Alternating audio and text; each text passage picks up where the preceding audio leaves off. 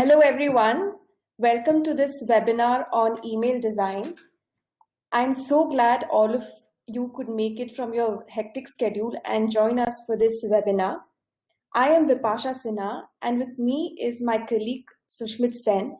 We both are product marketers with Zoho campaigns.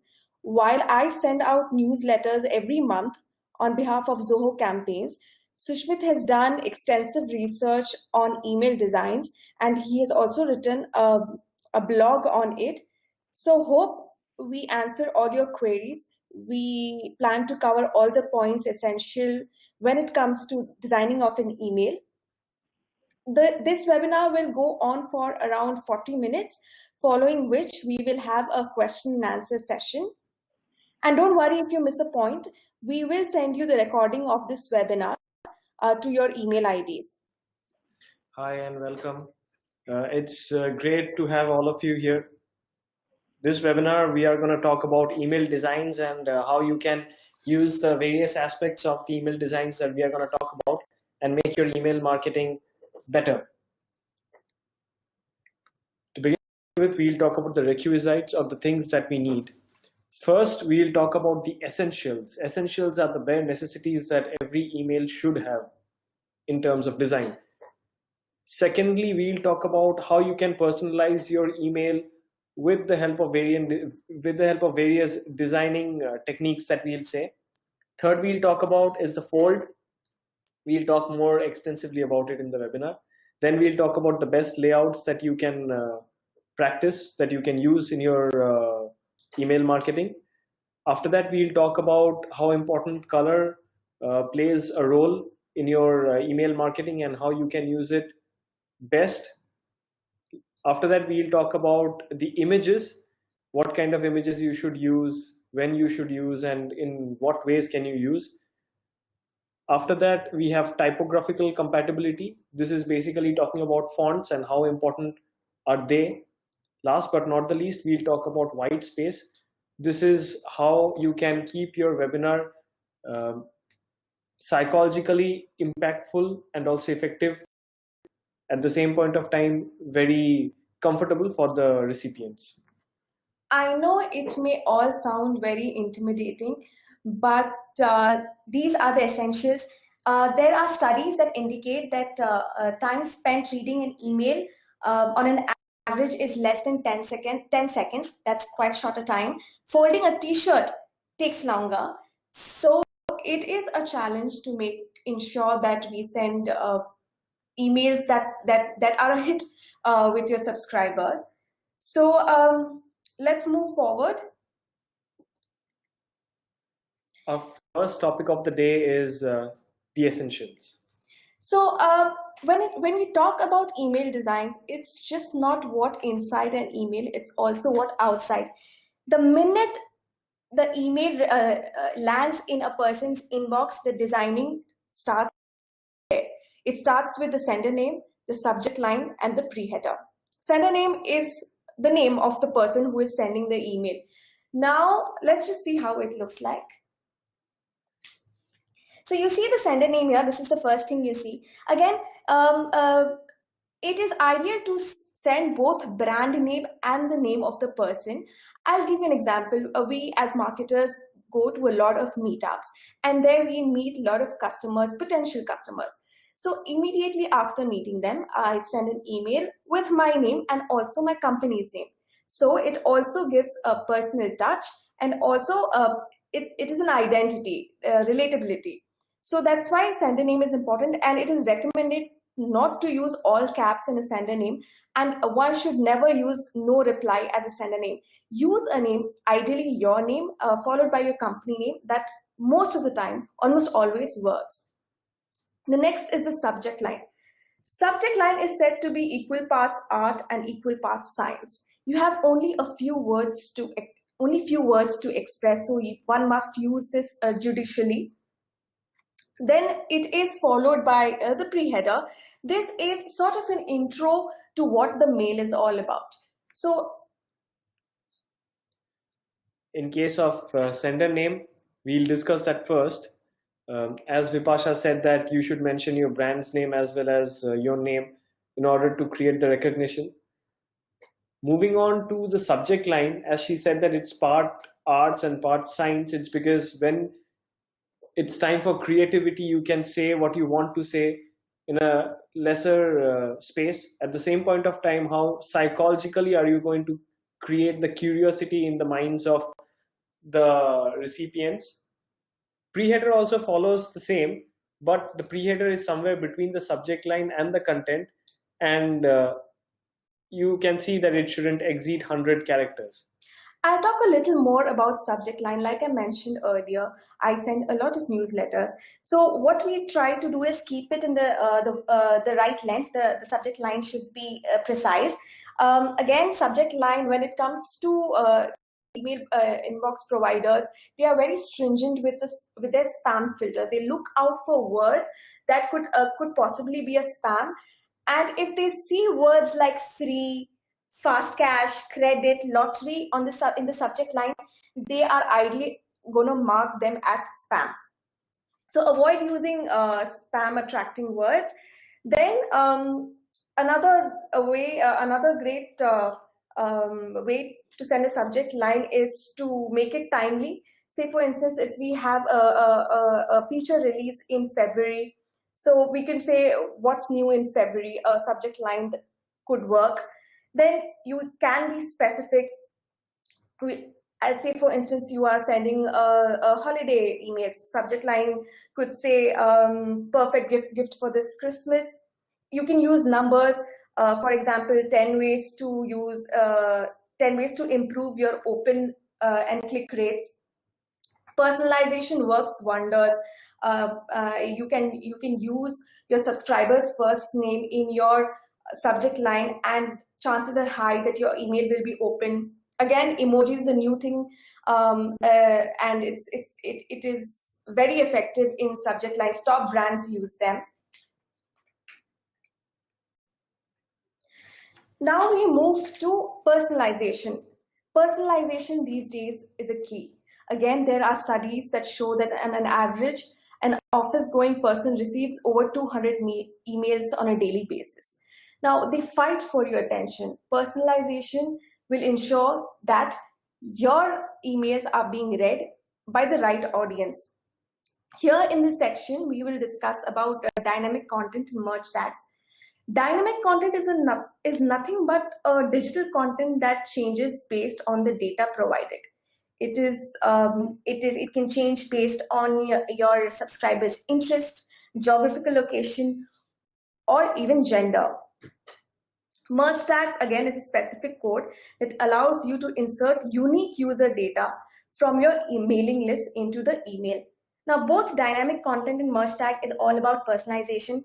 A reader is much likely to open an email from your address when you address them by the name. As you can see how the merge tag and the dynamic content appears over here. The merge tag is a coded text. As you can see, it's in codes, will fetch the information. Here we are talking about the name. So after the addressing word dear, it fetches the name of the recipient and will put it here. It is to connect with the people on a more personal level. Dynamic content definitely aims at their tastes and preferences, but personalization aims directly at their name, at their identity, something that is even more personal than dynamic content. This is how you can use dynamic content in Zoho Campaigns template editor. Here I am using dynamic content and I am changing a paragraph. As you can see, I selected here and I have dragged the option straight to the template. I have dragged and dropped it, and now I am giving the condition that first name is Sushmit. So the recipient whose first name is Sushmit will get the special content that I am going to write here. For the rest, it's going to be the default message that they will get. So by this, you can reach out to your special customers. You can segment them out from your lists and you can get in touch with them. You can write something special to them. You can offer a special discount, or you can also put in a special image for them. This is the purpose that dynamic content serves. One email from one organization aimed at people with different tastes and preferences, but created in such a way that one email is customized to be received by different people based on their tastes and preferences. Thus, it's less effort, maximum impact. Now I'll show you how to use merge tags. In that same section where I am writing something special for that contact, I'm selecting the contact merge tag over here, and I'll be selecting the contact's first name. And as you can see, the code has been put here. So the contact will be addressed by his or her first name, as we have shown already in the image.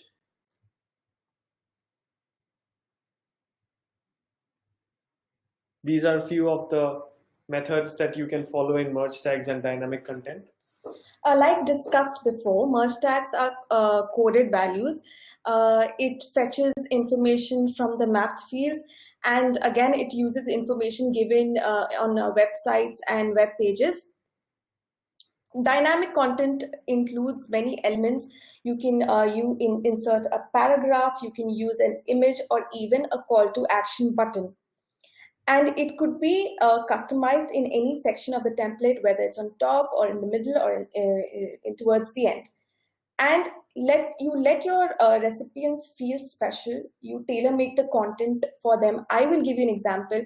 I send newsletters to over thousands of Zoho campaigns customers across the globe. So, for instance, when the holiday seasons begin with during November, December, the content is the same, but the audience is different. For instance, in India, we have festivals like Diwali or Dashera. Around the same time, we have Christmas in the US. So while the default content is the same, I change the image. For India, I customize it to a Diwali-related image. And for the customers in US and UK, I use a Christmassy image. So that makes my life way simpler. It's just one email, and I have managed to create a tailor-made content for audiences across. So you can segment it audience based on geographic location. You can segment them based on gender and also interest. Now that brings us to the fold. Before talking in detail, I'll just show how it looks like. Here you can see there is a header, the main message, and followed by a brief description of what follows. So this is a section of the mail that a person sees first as soon as he or she opens the email. It has to be catchy. It grabs the attention. One can use the brand logo there, or even a call to action button. And it has to have the most important points of the email. Now, this is very common in newspaper and journalism lingo. It is called the strapline. When you have the headline and you have a strapline that that briefly explains what follows. So here you have to make it informative and fill it with relevant information so that you do not miss an audience. Now, one thing that you have to make sure about this is that in the present days, you are actually aiming to send emails to people who might read it on the go. Most of the times that's the case. They will definitely read it on the go. And in this case, there are two things you will keep in mind. One, they shouldn't ignore your email. Two, they should engage with your email. The fold is the threshold that you should maintain, because above the fold, as Vipasha said, you have to put your most important point over here. It should be the most important section. This can be anything as per your choice. CTAs also work best. Now, this is up to you how you are going to engage with the customers. But one thing that you have to keep in mind is, as what she said in the beginning, an average time that a reader spends on every email is somewhat near about 10 seconds. So it's up to you to take this part seriously. Now we'll talk about the layout. The layout, or what we say is the design structure of your email. We'll talk about the 5 important layout techniques that we have provided here. Number 1 is pyramid. The second is inverted pyramid. Third, we'll talk about Z pattern. Then we'll talk about F pattern, and finally we'll talk about the divisions. So we have to understand there are different kinds of emails. Yes, we have newsletters. Apart from that, we have promotional emails. You have greetings. You have welcome emails. So these layout, we'll explain how which layout is suited for what kind of email. Before that, we want to say that you can use Zoho campaigns and you can use their pre-designed templates. These templates adhere to the layout patterns that you want, or you can even customize them in the way that you want it to be and make them more effective as per your tastes and preferences. Moving on to our first layout pattern, that is the pyramid. First, I'll show you the image. As you can see here in the image that this email template has a hero image, and that is the tip of the pyramid or the summit. By the time you reach the bottom of the email template, the bottom portion widens up. It apparently widens up towards the end. As you can see, it actually widens up to some extent. How does this help? It helps this in the way that not only your hero image, which is the summit, grabs the important eyeball. At the same point of time, by the time you're moving downwards, your CTA is wide enough and large enough to capture the attention of your recipient as well. See, this layout works very well when you are sending welcome emails. So you have a hero image and then you attract the users straight to the call to action button, which could be subscribe for a newsletter. So this is extremely efficient for welcome emails.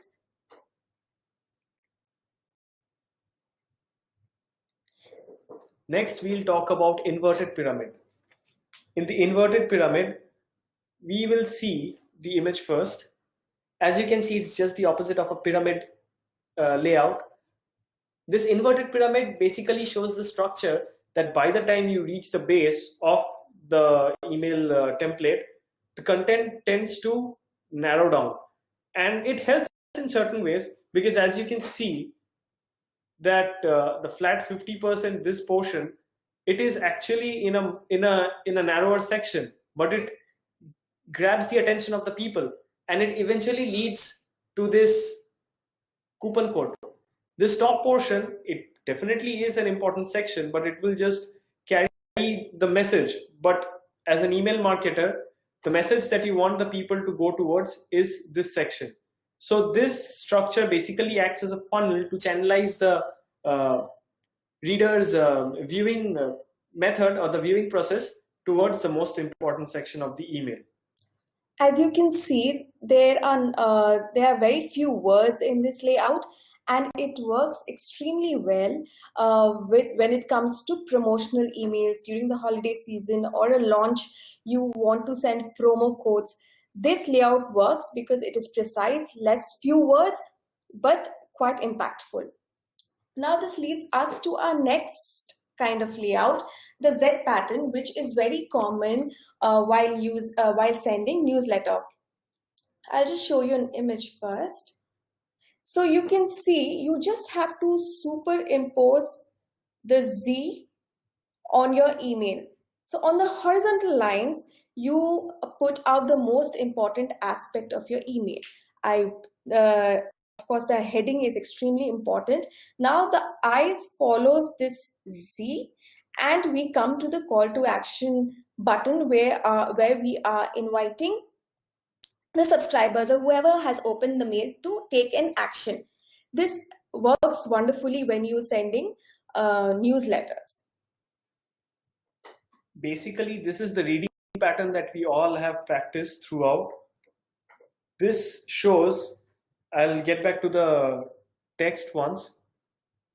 As Vipasha has said that the important portions are there along the horizontal lines and the diagonals, they accommodate the images.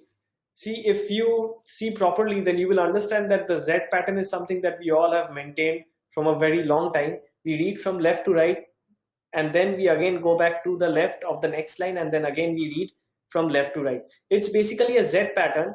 That Z pattern has been, you can say it has been mirrored over in this email template, just in order to work well with the habits that we have all been accustomed to. Now we'll talk about the F pattern, talking about habits and reading patterns, where the Z pattern has already become a tested method. The F pattern is a testament to the human behavior and is still being seen as a template layout. Maybe it can be used also. The F pattern, as you can remember, that if we had to read something which consisted of a long paragraph, our reading pattern usually was like we read from the left to right of the first few lines. By the time we reached the end of the paragraph, we usually read the first few words and that was it. If our visual heat map was taken into account, then it would have shown that our reading pattern mimicked the English alphabet F. That is how it is done. Nowadays, this pattern of F is being taken into account, and email templates are being designed in order to accommodate enough text and images so as to make the people read the entire email and also not skip any part of it. This brings us to divisions. Now again, it is an extremely popular layout when it comes to sending newsletters. Let me show you how it looks like. Here, as you can see, we have a lot to say. We have 5 images and enough content to share.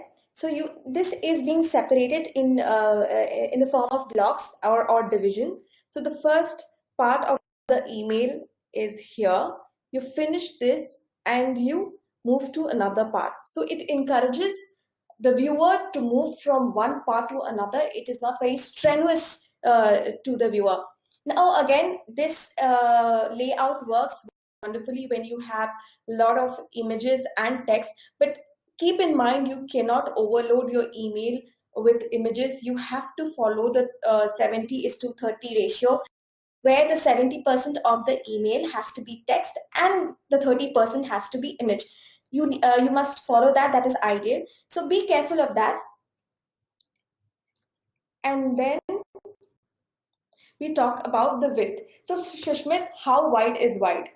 It's a good question, because like if we were talking about this topic a few years back, maybe it wouldn't have been such a big topic, because most of the people used to open their emails from their desktops. Since then, 600 pixels have become a prevalent rule, but with the different devices coming into the market, 480 into 320 pixels are now considered to be the main method for cell phones. 600 pixels, you should never go beyond it, because it might not render properly. So to stay safe, you should always maintain the 600 pixels rule. As you can see here, it's a 600 pixel email template, and it will render properly in different devices and on different platforms. Now, once again, you can use Zoho campaigns, pre-designed responsive templates. These responsive templates are compatible for different devices and can be seen properly on different platforms. Next, we'll talk about color range and conformity.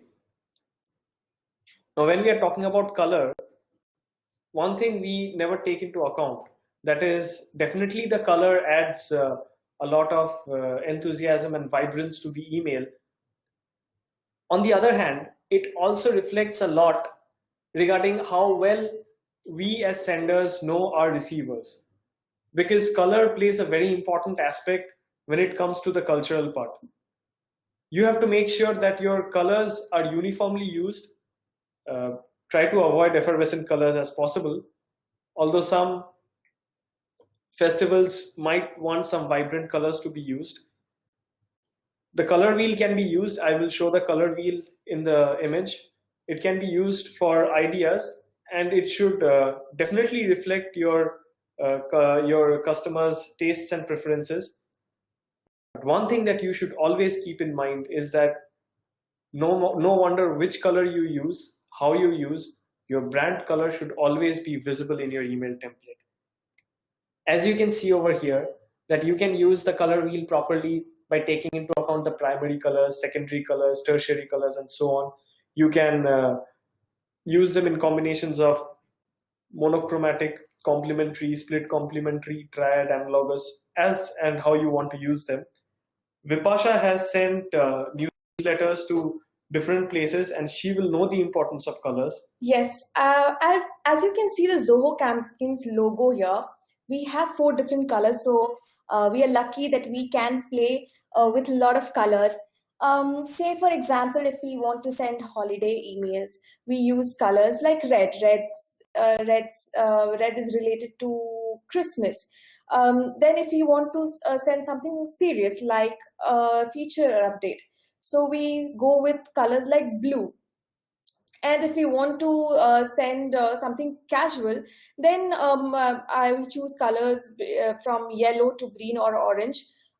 Again, like I said, Zoho Campaigns has a colorful logo, so we could play with colors, but you need to be mindful of the color of your logo, according to which you can use colors in your email campaign. Now, when we are talking about colors, it slowly takes us to our next topic, that is images.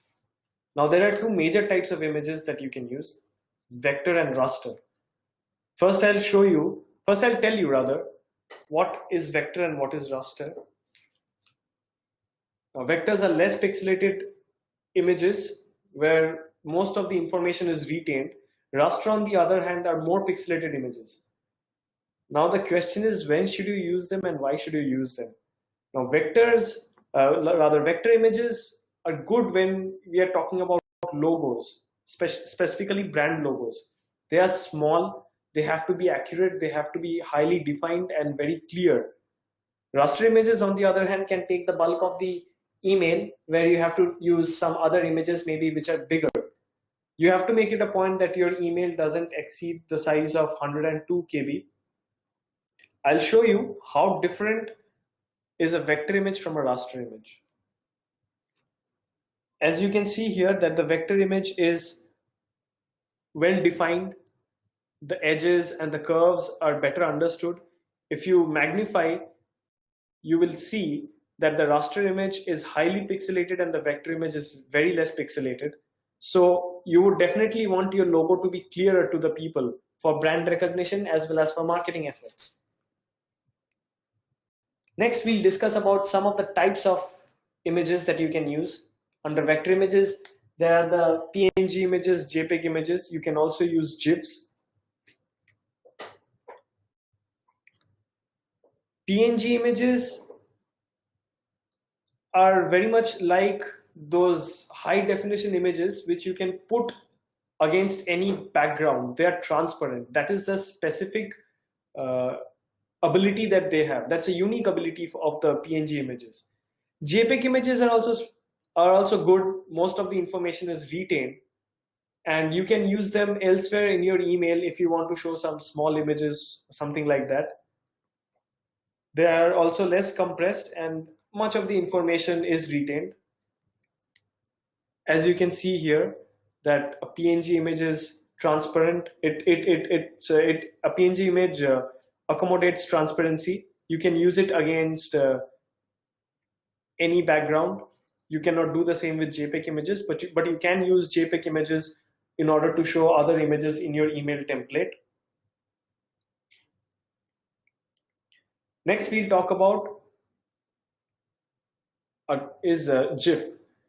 GIFs nowadays have become very common with the advent of memes and other jokes on social network. GIFs can be of a greater purpose, as they can serve the use of they can rather serve the purpose of a small video. Let's say you want to convey something, make a statement with some moving images, your GIF is the best choice. They will take lesser space than a video can take, and you can use them in your email templates. Emails are made of text and images. We dealt in detail about the types of images that we use in emails. Now let's talk about the text. Typography is very important. The fonts you use reflect the image of your brand. Different font have different characters. Certain fonts may look casual, others might look quirky. So depending on the brand and the content you share, you choose the font accordingly. And it's always good to use a web-safe font. Like, as you can see, the first is serif. Now serif, as you can see, it has a decorative end stroke here and here. So these serif fonts exude gravitas and class, and it makes the email look, if I can use the word, cultured and sophisticated and somewhat authoritative.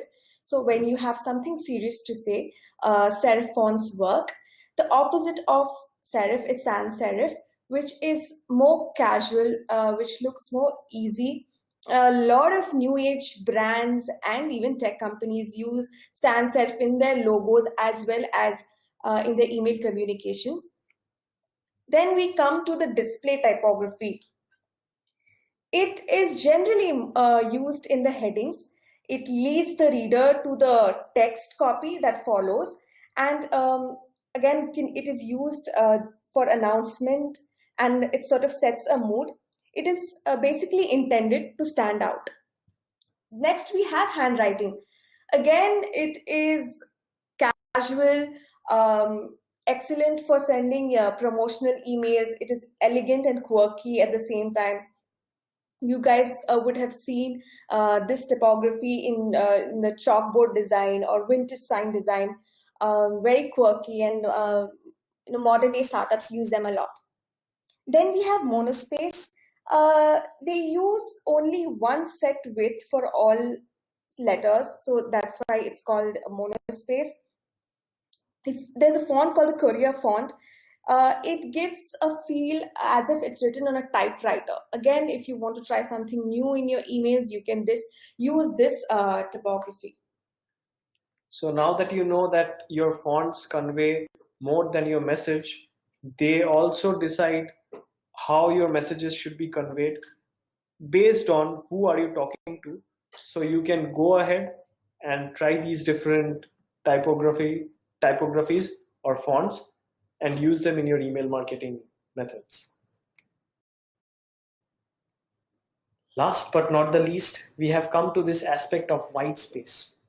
When we are talking about white space, let's say I have to say what is white space. White space is basically this space where I have put no words, no images, nothing. This is white space. This plays a very important role in your emails. We'll take that very first aspect that Vipasha was talking about, that a reader spends somewhere around 10 seconds on every email. Within that 10 seconds, he or she will always make it a point that they grab most of the important information there without spending much time. And how do you do that? You can do that by psychologically making them think that they are reading less. At the same point of time, you can play it in a better way by offering them only the most important information that you want to pass on to them. I'll show you an image and you will understand how it works. As you can see in this image, it conveys the message. It has a CTA button. At the same point of time, there is a lot of space that has remained untouched. The reader will read as much as he or she wants to, and you can very effectively convey the most important points which will lead to engagement. Also, I'd like to add that another popular term for white space is negative space. Basically, like Shushmit explained, it's the space between various elements. Now, there are two kinds of white spaces. One is the active and another is passive. Now, if you see the active space is placed to emphasize the different aspects of the mail, and it encourages reader to move from one element to another. So if you could see here, we have a logo, there's white space, an element here, a white space, another element, and we have a footer. And the passive white space is around the edges of your email and content, also empty sections used in the content. So this comes as the passive white space. Before ending the webinar, we will take a look at the most important points of this webinar as to what we have discussed. The sender details, subject line, and pre-header should always be the most important aspects because your recipient will see them even before opening the email. You can use merge tags and dynamic content to personalize. You have to reach out to each and every contact because email, although it's a communication of one to many, it is seen as from the other side that you have to reach out to them as a one-to-one conversation. You have to include the most important section of your email above the fold and make your email reading time for your contacts less. You can avail the best layouts from the template editor and design your email templates as and how you want to. You have to use colors in a very uniform manner, but make sure that your brand color is also very visible and prominent.